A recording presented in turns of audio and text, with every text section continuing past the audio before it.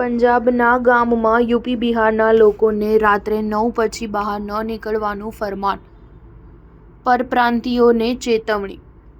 પંજાબના કુરાલી ગામ પછી હવે ખરારના ચાંદપુર ગામે પણ પ્રવાસીઓ માટે કડક પ્રતિબંધ મૂક્યા છે. ગામમાં લગાવવામાં આવેલા બોર્ડમાં જણાવવામાં આવ્યું છે કે રાત્રે 9 વાગ્યા પછી કોઈ પણ પ્રવાસી બહાર ફરતો જોવા ન મળવો જોઈએ. આ ગામમાં લગભગ 2000ની વસ્તી છે, જેમાં 500 પ્રવાસી છે.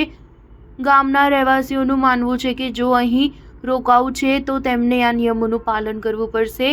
ગામમાં અનેક જગ્યાઓ પર બોર્ડ લગાવવામાં આવ્યા છે અને તેમાં પ્રવાસીઓ માટે દિશા નિર્દેશ લખવામાં આવ્યો છે.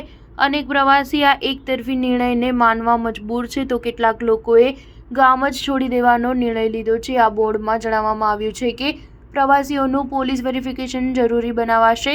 આ ઉપરાંત સિગારેટ પીવી, ગુટખા ખાવા અને પાન મસાલાના ઉપયોગની પરવાનગી નથી. આનાથી તે સડકો પર થૂકે છે અને ગંદકી ફેલાવે છે. બોર્ડમાં લખવામાં આવ્યું છે કે પ્રવાસીઓનું વેરિફિકેશન જરૂરી છે. પ્રવાસીઓ પાન, ગુટખા, બીડીનો ઉપયોગ ગામમાં કરી શકશે નહીં. પ્રવાસી રાત્રે 9 વાગ્યા પછી બહાર જોવા ન મળવા જોઈએ.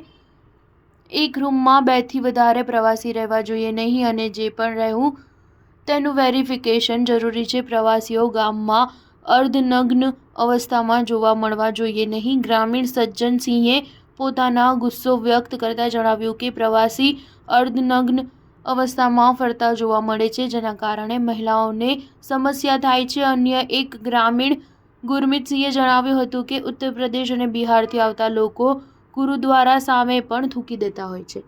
સ્ટાર ન્યૂઝ 7 હંમેશા સચ્ચાઈની સાથે.